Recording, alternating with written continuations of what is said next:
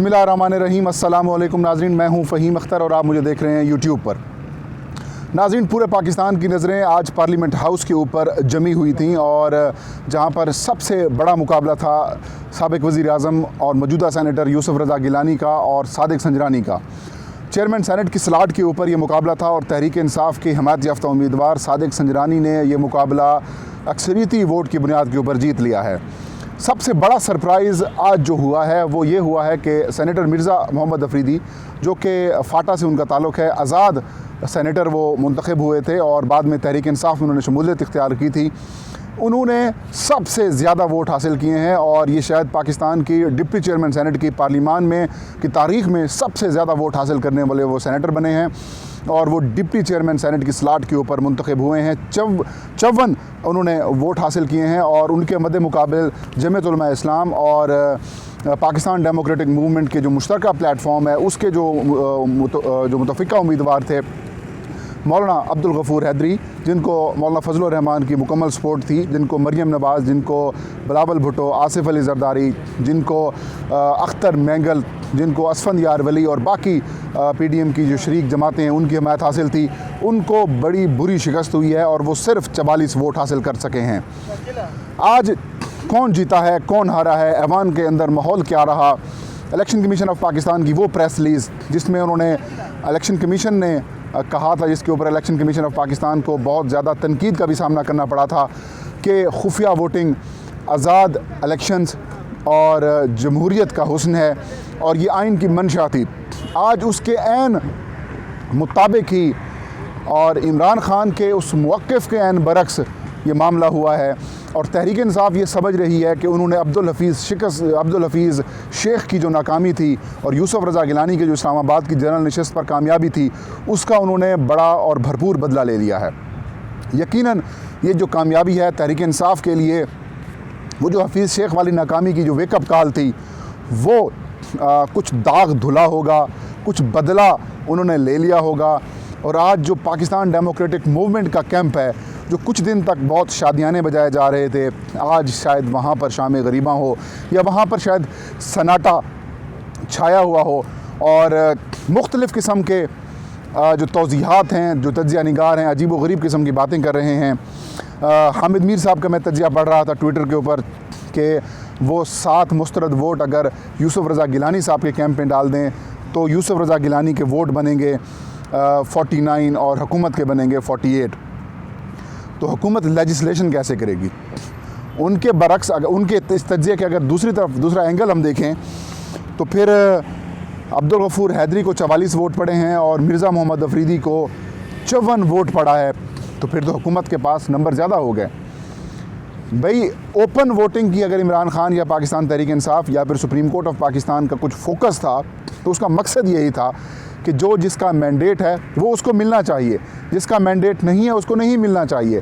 बहरहाल अब अपोजिशन की जानिब से ये एतराज़ किया जा रहा है कि जो 7 वोट मुस्तरद हुए हैं यूसुफ़ रज़ा गिलानी के, कि यूसुफ़ रज़ा गिलानी के नाम की बजाय उनके खाने की बजाय उनके नाम के ऊपर जो बैलेट पेपर लगाया गया है, जिससे प्रिजाइडिंग ऑफिसर सैयद मुज़फ़्फ़र हुसैन शाह, जिनका ताल्लुक़ GDA और पाकिस्तान मुस्लिम लीग फंक्शनल से है, पीर पगाड़ा की पार्टी से है, उन्होंने जो मुस्तरद किया है, कहते हैं हम इसको चैलेंज करेंगे, ये हम तस्लीम नहीं करते। दूसरी जानिब जब हफीज़ शेख की खाने के सामने उन्हीं को टिक किया जाता है, वो एक्सेप्ट है मुस्तरद, लेकिन इसको हम रिजेक्ट करते हैं। ये अजीब व गरीब किस्म की तौज़ीहात जो सामने आई हैं, बहरहाल अजीब व गरीब हैं। आज बड़ा भरपूर हंगामा खेज़ दिन रहा पार्लियामेंट हाउस में। पहले एक स्टिंग ऑपरेशन कहा किया गया, जो कि वो स्टिंग ऑपरेशन अगर वो कैमरे अगर नस्ब भी थे, अगर वो कैमरे रहते तो शायद गिलानी जीत जाते। क्यों? कि फिर इंश्योर हो जाता कि जो हमारा वोटर है वो हमें ही वोट कर रहा है। लेकिन इनको शायद समझ नहीं आई कि वो जो कैमरे वाला मामला था वो इनके अगेंस्ट चला गया है। हुकूमत ये कह रही है कि कैमरे हमने नस्ब नहीं कराए। सादिक संजरानी कह रहे हैं कि मेरी मर्ज़ी या मेरी मंशा के ऊपर ये कैमरे नस्ब नहीं हुए। शिबली फराज वज़ीर इत्तलात हैं, वो कह रहे हैं कि इसकी इन्वेस्टिगेशन अगर होगी तो सब पता चल जाएगा, क्योंकि हुकूमत ने नहीं किया बल्कि इन्हीं मुस्लिम लीग नून की जानिब से ये सारा कुछ किया गया सिर्फ हुकूमत को बदनाम करने के लिए। इसके ऊपर भी आज एक कमेटी बना दी गई है। 3 रुकन शामिल होंगे अपोजिशन के, 3 रुकन शामिल होंगे हुकूमत के। वो इन्वेस्टिगेट करेगी और इन्वेस्टिगेशन जो इसके सामने आएगी वो चेयरमैन सेनेट को रिपोर्ट होगी और रिपोर्ट वो फिर ऐवान में सादिक संजरानी पब्लिक करेंगे। उसके बाद माहौल ख़राब हुआ, कुछ एतराज़ात दाखिल किए गए, बाद में वोटिंग शुरू हो गई, बैलेट बॉक्स तब्दील किए गए, बैलेट बूथ जो पोलिंग बूथ था उसकी जगह तब्दील की गई, नई जगह पर लाया गया, फिर वोटिंग हुई और वोटिंग के बाद 8 वोट मुस्तरद किए जाते हैं। एक वोट तो ऐसा था जो कि मुजफ्फर हुसैन शाह ने बताया कि उस वोटर ने दोनों उम्मीदवारों को खुश करने की कोशिश की और दोनों उम्मीदवारों को उन्होंने वोट कर दिया, लिहाजा एक वक्त में एक वोटर एक उम्मीदवार को वोट कर सकता है, 2 को नहीं कर सकता, लिहाजा वो रिजेक्ट कर दिया गया। जो बाकी 7 वोटर्स थे वो उन्होंने जानबूझ के इसलिए किया कि उन्हें पता है कि हिदायत भी लिखी हुई हैं, रूल्स भी यही हैं और पढ़ के भी सुनाई गई। मुजफ्फर हुसैन शाह ने जब प्रिजाइड किया और उस वक्त जब तरीक़ाकार बताया तो उसमें भी यही कहा कि उम्मीदवार के नाम के सामने जो खाली खाना है उसके अंदर आपने मोहर लगानी है। अब उन्होंने जानबूझ के वोट ज़ाया किया। सादिक संजरानी को 48 वोट मिले, यूसुफ रज़ा गिलानी को 6 वोट मिले। कुछ इंटरेस्टिंग फैक्ट्स भी हैं। पीपल्स पार्टी की जानिब से ये कहा जा रहा है कि हम इसको चैलेंज करेंगे। मरीम नवाज़ ये कह रही हैं कि अभी या फिर बाद में यूसुफ रज़ा गिलानी को मुबारकबाद मिलेगी क्योंकि वो जीते हुए हैं। पीटीएम ये सोच रही है कि अभी सारे मामले के ऊपर सुप्रीम कोर्ट जाएंगे और सुप्रीम कोर्ट से इस चीज़ को चैलेंज करेंगे क्योंकि कोई इलेक्शन ट्रिब्यूनल नहीं है, प्रिजाइडिंग ऑफिसर के बाद कोई ऐसा प्लेटफॉर्म नहीं है सेनेट इलेक्शंस का या फिर चेयरमैन डिप्टी चेयरमैन सेनेट के इलेक्शन का कि इनके फैसले को किसी और जगह चैलेंज किया जा सके। सुप्रीम कोर्ट में 184 के तहत जाएंगे, पिटीशन दायर करेंगे और आपको पता है सुप्रीम कोर्ट पहले ही ओपन वोटिंग के हवाले से सख्त किस्म के रिमार्क्स और ऑब्जर्वेशन दे चुकी है, जिसको इन्हीं पीपल्स पार्टी, मुस्लिम लीग नून और जो दीगर जमातें हैं, यही जो चेयरमैन सेनेट उस वक्त के बाजी के चेयरमैन सेनेट थे रज़ा रब्बानी, वही मुखालफत कर चुके हैं। तो आगे भी उनको कोई आसान फील्ड नहीं मिलने वाली, आगे भी कुछ सख्त मुकाबला होगा। सादिक संजरानी मुंतखब हो गए, 8 वोट रिजेक्ट हो गए। थोड़ा सा मैं आपको बैकग्राउंड में लेके जाना चाहता हूँ। अब्दुल हफीज़ शेख के भी 7 वोट मुस्तरद हुए थे। उन 7 वोटों को भी तहरीक इंसाफ के उम्मीदवार को टिक किया गया था। यूसुफ रज़ा गिलानी को भी 7 वोट वैसे मुस्तरद हुए हैं जो यूसुफ रज़ा गिलानी के टिक थे, लेकिन यहाँ पे कॉन्ट्रडिक्शन आ रही है कि हफीज़ शेख के सामने टिक था, 2 थे, मतलब कॉन्सेंट ये थी कि हम हफीज़ शेख को वोट दे रहे हैं, लेकिन रूल्स ये अलाउ करते हैं, कानून ये कहता है कि आपने वहाँ पे प्रायोरिटीज़ देनी है, लिहाजा वो वोट मुस्तरद हो गए। और यहाँ पे कहते नहीं ये वोट मुस्तरद नहीं होने चाहिए, हमारे खाते में आने चाहिए। और हफीज़ शेख को 5 वोटों से शिकस्त हुई, यूसुफ रज़ा गिलानी साहब को 6 वोटों से शिकस्त हुई और तहरीक इंसाफ ने डबल बदला लिया है। मैंने अपने एक व्लॉग में कहा था कि तहरीक इंसाफ ने एक प्लान तैयार किया है और वो प्लान ये है कि अपोजिशन से हफीज़ शेख की नाकामी का हमने दोहरा बदला लेना है।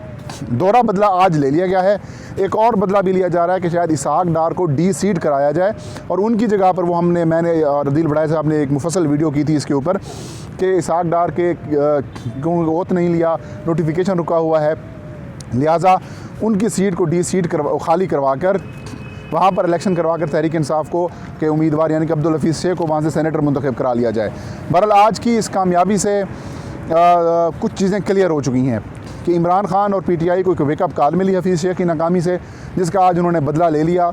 इवन कि यूसुफ रज़ा गिलानी जीत गए हैं। यूसुफ रज़ा गिलानी की जीत का भी पीडीएम को कोई फ़ायदा नहीं हुआ क्योंकि वो एक आध वोट का मार्जिन था जो आज आपके सामने सारा नज़र आ गया है कि वो जो ऐवान पर कब्ज़ा करना था कि यहाँ पर पीडीएम का उम्मीदवार बैठे या पीडीएम का बंदा बैठेगा, वो प्लान ख़त्म हो चुका है। तहरीक इंसाफ के हिमायत याफ्ता दोनों उम्मीदवार अब विराजमान हो चुके हैं। पीडीएम को दोहरी शिकस्त हुई है। अब लेम एक्सक्यूज़ का सिलसिला जो है वो अब चलता रहेगा और फ़ोरम अब कोई नहीं है, फ़ोरम सुप्रीम कोर्ट है, वहाँ पर भी इनको आसानी नहीं मिलेगी।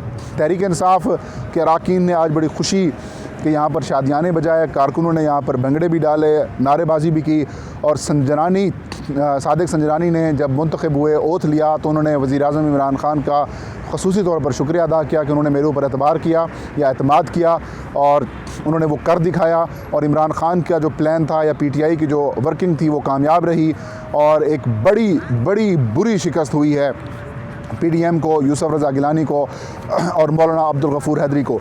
एक राय नाज़रीन ये भी आ रही है कि क्या मुस्लिम लीग नून ने वो जो मीर हासिल बेसिंजो को के हवाले से जो एक तहरीक अदम एतमाद आई थी संजरानी के ख़िलाफ़ कि उसमें पीपल्स पार्टी ने हमारा साथ नहीं दिया था, क्या मुस्लिम लीग नून ने उसका बदला लिया है।